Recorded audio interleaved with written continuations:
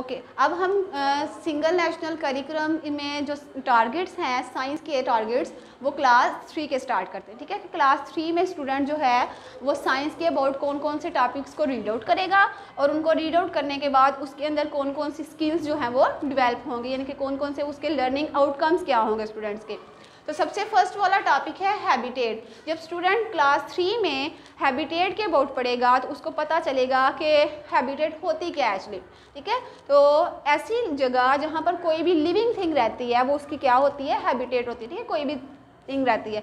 अब जैसे हम लोग यहाँ अपने घरों में इर्द गिर्द यहाँ स्कूल में डिफरेंट एरियाज़ में जगहों में रह रहे हैं तो ये हमारी हैबिटेट है। इसी तरह से कुछ एनिमल्स ऐसे हैं जो हमारे इर्द गिर्द रहते हैं, उनकी वो हैबिटेट है। कुछ एनिमल्स ऐसे होते हैं जो कि क्या करते हैं, जंगल वगैरह में रहते हैं, उनकी हैबिटेट वो है। यानी कि जिस एनिमल को जौन सा इन्वायरमेंट सूट करता है वो इस इन्वायरमेंट के मुताबिक सर्वाइव कर सकता है और ईजीली रह सकता है। और जब आगे क्लास 3 में स्टूडेंट सेकंड चैप्टर पाएगा चेंजेस इन लिविंग थिंग्स, तो फिर वो क्या करेगा, जब इस चैप्टर को पढ़ेगा उसके अंदर जो स्किल्स आएंगी, उसके अंदर जो टारगेट्स होंगे उसके वो क्या होंगे। उसने पीछे एनिमल्स को, प्लांट्स को, लिविंग थिंग्स को उसने पहले भी पढ़ा। ठीक है, अपनी बॉडी के अबाउट भी उसने क्लास 1 में 2 में डिस्क्राइब किया गया उसको। जब वो यहाँ पर क्लास 2 में आके चेंजेस इन लिविंग थिंग्स के अबाउट पढ़ेगा तो उसको पता चलेगा ये लिविंग थिंग्स के अबाउट है, मीन्स दैट कि प्लांट्स, एनिमल्स या ह्यूमंस के अबाउट है। ठीक है, तो वो जानेगा, वो इस चैप्टर को रीड आउट करने के बाद इस काबिल हो जाएगा कि वो हमें इजीली ये बता सके कि लिविंग थिंग्स के अंदर कौन कौन से चेंजेस आते हैं। ठीक है, यानी कि एज अ बेबी जब वो बर्थ उनकी होती है तब से लेके उनका जो लाइफ साइकिल उनकी डेथ तक चलता रहता है उसके अंदर किस तरह से डिफरेंट चेंजेस आते हैं। वो एनिमल्स को देखेगा, फिर एक्सप्लेन करेगा कि कुछ एनिमल्स जो है, हाँ वो बता सकेगा कि कुछ एनिमल्स जो हैं वो एग से उनकी बर्थ होती है, कुछ ऐसे हैं जिनकी डायरेक्ट उनकी मदर से बर्थ होती है। ठीक है, तो उनके अंदर जितने भी चेंजेस वगैरह आएंगे लिविंग थिंग्स के अंदर उनकी लाइफ से लेकर उनकी डेथ तक, उन सबको वो इजीली एक्सप्लेन कर सकेगा। ठीक है, इसके अलावा प्लांट्स को भी, एनिमल्स के अंदर भी जितने भी उसके अंदर चेंजेस है कि किस तरह से वो पहले छोटे हैं फिर बड़े होते हैं, सारा कुछ एक्सप्लेन कर सकेगा। अब आगे नेक्स्ट टॉपिक है हमारा थर्ड वाला, द सन। जब स्टूडेंट इस टॉपिक को रीड आउट करेगा द सन को तो इसके बाद वो इजीली एक्सप्लेन कर सकेगा कि किस तरह से हमारी अर्थ जो है वो सन के इर्द गिर्द मूव करती है। सन क्या है, एक स्टार है, सन प्लैनेट नहीं है, सन क्या है, स्टार है। स्टूडेंट्स को रीड आउट करेंगे और फिर इजीली एक्सप्लेन कर सकेंगे कि सन इज़ अ स्टार और सन के इर्द गिर्द क्या करती है, हमारी अर्थ मूव करती है। और वो सन की हिसाब से जो अर्थ की डायरेक्शंस है कि कैसे वो जो सन है वो हम सेट करता है या ईस्ट सेट, और अर्थ जो है सन के इर्द गिर्द जब मूव करती है तो किस तरह से हम कहते हैं कि सन सेट और सन राइजेस जो है ये सारा कुछ हो रहा है, उसको इजीली एक्सप्लेन कर सकेगा। अब आगे फोर्थ वाला टॉपिक है मैटर। जब स्टूडेंट इस टॉपिक को पढ़ेगा मैटर को तो उसको पढ़ने के बाद वो बता सकेगा कि एक्चुअली में मैटर होती क्या है। क्या मैटर क्या है, everything which has weight and occupy space is called matter.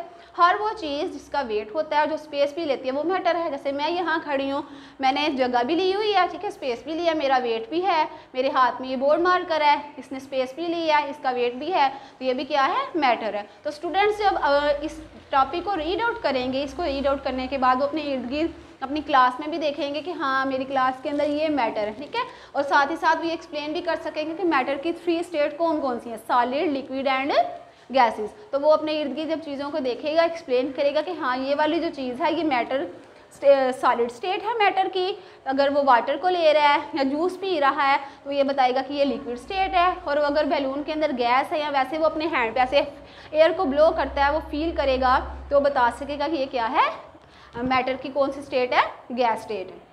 अब इसके बाद जब चैप्टर नंबर 5 में आएगा वो एनर्जी एंड इट्स सोर्सेज, तो उसको एक्सप्लेन कैसे कर सकेगा, पीछे भी उन्होंने पढ़ा हुआ है इसके रिलेटेड। ठीक है, कि एनर्जी हमें कहाँ से मिलती है, हमें डायरेक्ट हीट और लाइट वगैरह जो है वो एनर्जी कहाँ से मिल रही है, सन से मिल रही है। ठीक है, और उसके सोर्सेज कौन कौन से हैं, सोलर एनर्जी है, विंड एनर्जी है। ठीक है, इस तरह से वो डिफरेंट और जितने भी एनर्जी के टाइप्स हैं उनको इजीली सोर्सेज जो है उनको इजीली एक्सप्लेन कर सकेगा कि इस तरह से हम एनर्जी को यूज़ करते हैं। जैसे अगर कोई खड़ा है तो इसके अंदर मैं खड़ी हूँ, यहाँ पर मेरे अंदर काइनेटिक एनर्जी स्टोर है, लेकिन जो ही मैं मूव करूँगी तो मेरी काइनेटिक एनर्जी पोटेंशियल एनर्जी में चेंज हो जाएगी। ठीक है, तो वो इस तरह से डिफरेंट एनर्जी की जो 2-3 टाइप्स हैं, ज़्यादा तो नहीं, सिर्फ 2-3 टाइप्स को भी वो इजीली डिस्क्राइब कर सकेगा अपने लेवल के हिसाब से। आगे नेक्स्ट चैप्टर नंबर 6 है कंजर्वेशन ऑफ नेचुरल रिसोर्सेज। अब यहाँ पर जब क्लास 2 में स्टूडेंट ने नेचुरल रिसोर्सेज के अबाउट पढ़ा है तो क्लास 3 में भी जब वो उनको पढ़ेगा तो उसे पता चल जाएगा कंजर्वेशन एक्चुअली में होती क्या है। कंजर्वेशन का क्या मतलब होता है, प्रोटेक्ट करना, सेव करना नेचुरल इन्वायरमेंट को।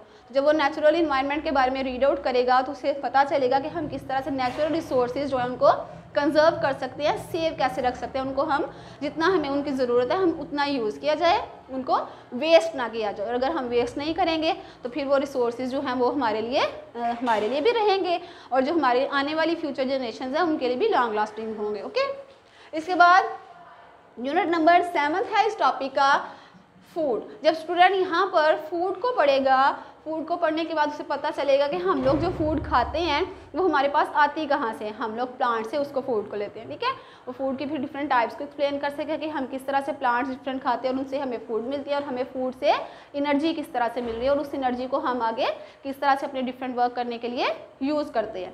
अब इसके बाद जो लास्ट वाला टॉपिक है 8th वाला, वो है फोर्स एंड मशीन्स। जब स्टूडेंट इस टॉपिक को पढ़ेंगे तो बताएंगे कि किस तरह से हम फोर्स अप्लाई करते हैं तो हमारे सारे काम होते हैं। जैसे फोर्स क्या होती है, पुश एंड पुल, किसी चीज़ को पुश करना या पुल करना वो क्या है, फोर्स है। और किस तरह से मशीन्स जो हैं वो हमारे वर्क को ईजी बनाती हैं, वो अपनी एग्जांपल्स देंगे कि घर में हाँ हमारी मामा जो है वो वॉशिंग मशीन यूज़ करती हैं, उससे वो कपड़े धोती हैं, तो क्या है काम जो है उनका इजी जल्दी हो जाता है। ठीक है, तो इस तरह से डिफरेंट और मशीन्स को भी जो अपनी डेली लाइफ में वो देखते हैं अपने इर्द गिर्द, उनको इजीली डिस्क्राइब कर सकें कि मशीन्स हमारे काम को किस तरह से इजी बनाती हैं। तो ये तो थे हमारे टारगेट्स क्लास 1, 2 एंड 3 के, जिनको हमने एक्सप्लेन किया यहाँ पर। ठीक है, अबाउट साइंस थे। Thank you.